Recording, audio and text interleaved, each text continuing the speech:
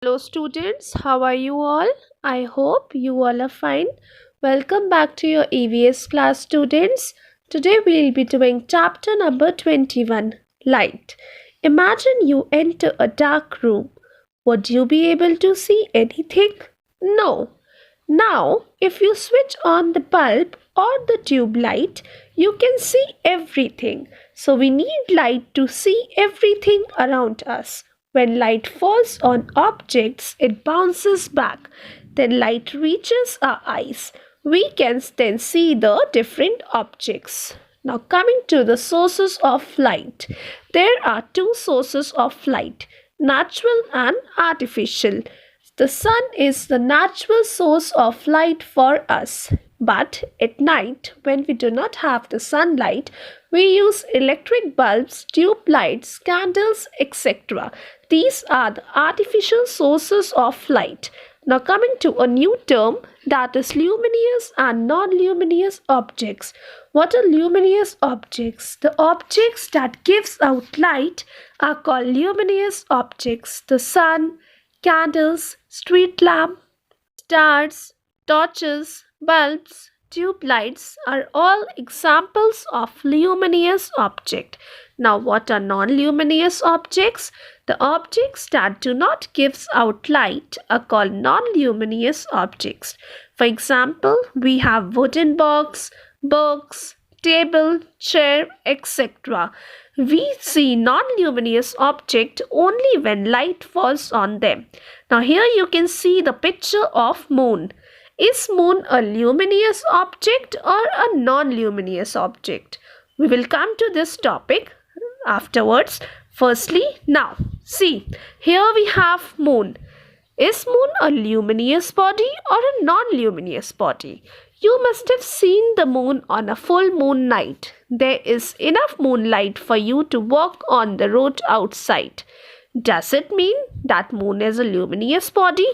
No, moon is not a luminous body because it does not give light of its own. When light falls on a body, it brightens up.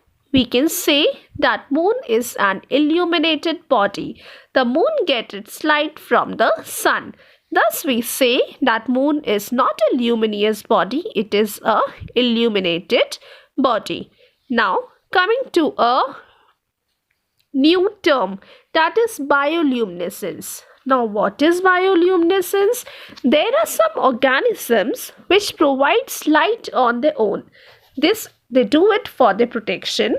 The production of light by a living organism is called bioluminescence. The name originates from a Greek word bio, which means life, and lumen, which means light. So the fireflies, or in Hindi we call them jugnu, they give us a greenish yellow light. This light flashes or glows in the dark. Now coming to a very interesting term, that is shadows. If you shine a torch on the wall in a very dark room, its light will fall on the wall. This will happen because the object blocks the path of the light. Now here you can see in the image that a child is blocking the path of a light. So the shadow is formed behind the object, or we can say behind the child. When any object blocks the path of light, the shadow is formed. A shadow is always black in color. A shadow do not have any other color, and it always falls on the opposite side of the light source. It only gives you the outline of the object and not its detail. Now coming to the different thing, that is how is the shadow during the morning, noon and at evening. Now here you can see the picture. Three trees are there. One, it is morning time. In the second one, it is noon time. And then you have the evening time.